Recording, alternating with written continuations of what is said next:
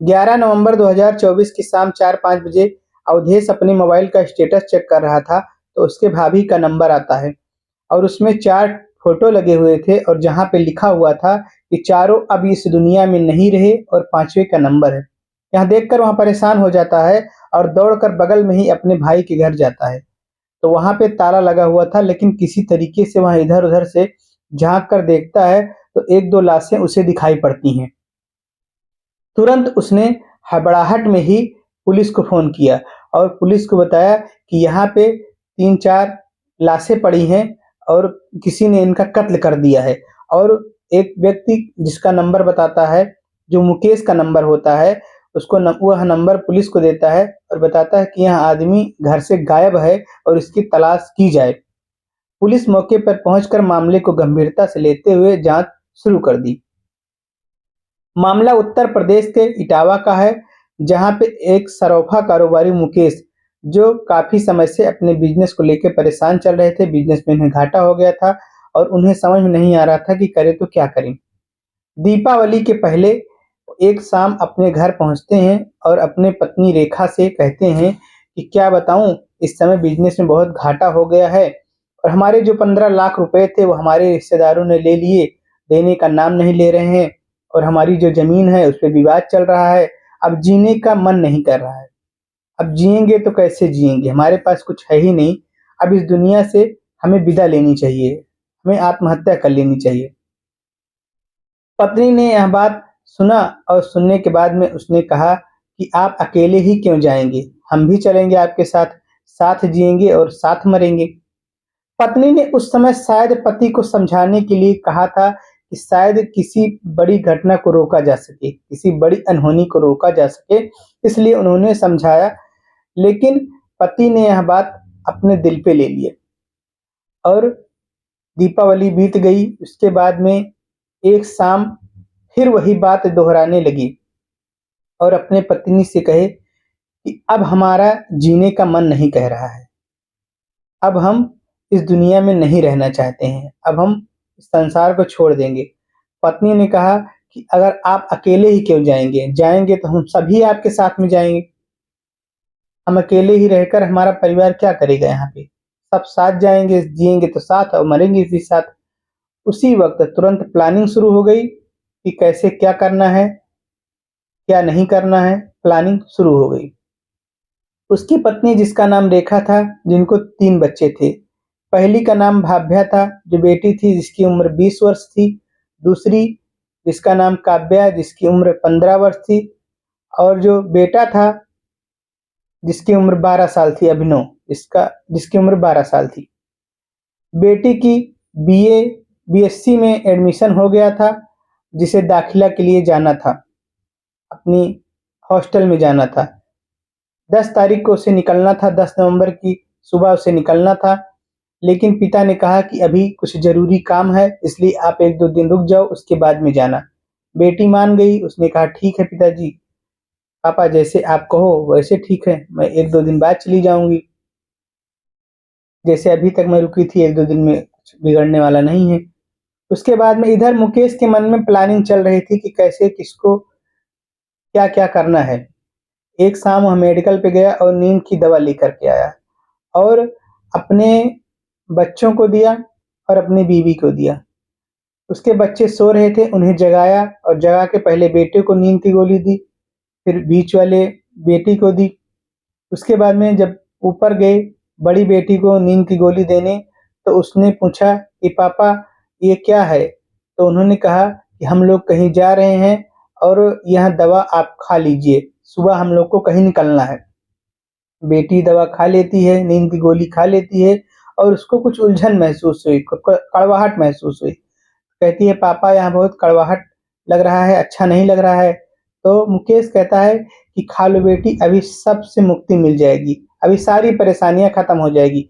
बेटी को क्या पता था कि वहाँ उसके पिता से यह आखिरी मुलाकात है। उस इस दुनिया में उसकी आखिरी समय चल रहा है। इस सबसे अनजान वह दवा खा लेती है और सो जाती है। उसके बाद में मुकेश आकर अपनी पत्नी रेखा को भी वही नींद की गोली खिला देता है। नींद की गोली खाने के बाद में बच्चों के मुंह से थोड़ा-थोड़ा झाग निकल रहा था।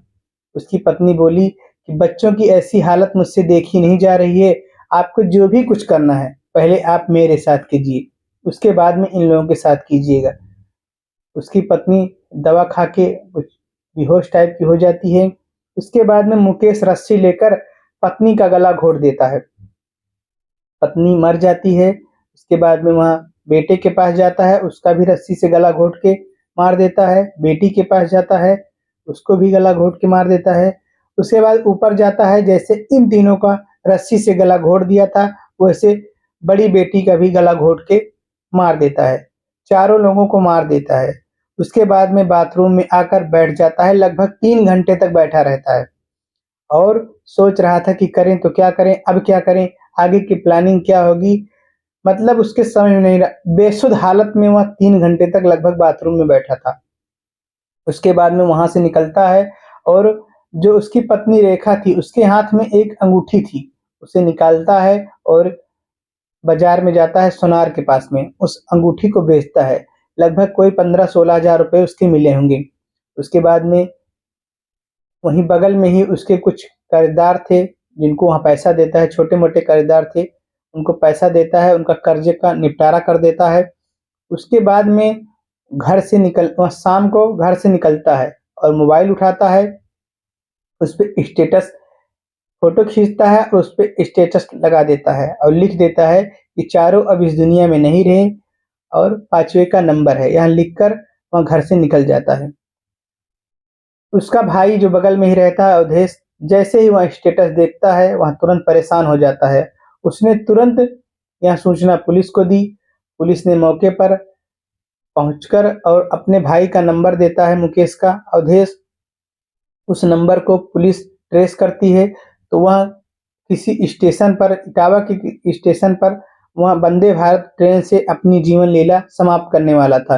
लेकिन उस पर जीआरपीएफ की नज़र पड़ जाती है और उसे पकड़ लेते हैं। वह आत्महत्या नहीं कर पाता है, पुलिस उसको पकड़ के लेके आती है और उसके बाद में जैसे ही यह खबर टीवी, अखबारों के माध्यम से क्षेत्र में फैलती है, सबके पैरों तले ज़मीन खिसक जाती है कि आखिर इतना बड़ा कदम कोई व्यक्ति घाटे की वजह से कैसे उठा सकता है। व्यापार में घाटा हुआ, चलिए ठीक है, रिश्तेदारों ने पैसा नहीं दिया, कोई बात नहीं, जो नहीं दिया, नहीं दिया, लेकिन उसके बावजूद जीने के लिए और भी माध्यम हैं। आप खुद भी जा रहे हैं, उसके बाद अपने परिवार को भी इस जीवन लीला समाप्त कर दे रहे हैं। आपके पास कोई ऐसा विकल्प और भी हो सकता है जिससे आप यह कदम ना उठाएँ। पुलिस मुकेश को पकड़ती है और अपने जुबानी मुकेश सारी घटना बताता है। पास पड़ोस के और क्षेत्र के जो भी लोग सुनते हैं, उनका दिल दहल जाता है कि क्या कोई ऐसा भी घटना कर सकता है? घाटे की वजह से कोई ऐसी भी घटना कर सकता है। उसके बाद में उसे जेल हो जाती है और चारों लाश को लेकर पोस्टमार्टम करवाया जाता है और उसका भाई जो अंतिम संस्कार करता है और मुकेश को जेल हो जाती है। तो इस कहानी को बताने का सिर्फ़ यही उद्देश्य है कि भविष्य में आपके पास कितनी भी परेशानियाँ आ जाएँ, लेकिन आप ऐसा कदम ना उठाएँ, उसे परेशानियों से निपटने की कोशिश करें। ऐसा कदम उठाने में कोई बड़ी बहादुरी की बात नहीं है। आपको जीवन मिला है तो आप जीवन जिएँ, मरना-जीना भगवान के हाथ में है, उसे कोई नहीं रोक सकता है, लेकिन खुद से यह कदम ना उठाएँ। आपके पास जो यह मनुष्य तन मिला है, आप इससे अच्छे से निर्वाह कीजिए, अपने जीवन का आनंद लीजिए, लेकिन ऐसे कदम ना उठाएँ। इस कहानी को सुनाने का यही उद्देश्य है, किसी का दिल दुखाने का बिल्कुल भी नहीं है। आपको यह कहानी कैसी लगी, हमें कमेंट में ज़रूर बताएँ। आप अपने विचार और सुझाव हमारे कमेंट में दे सकते हैं। धन्यवाद।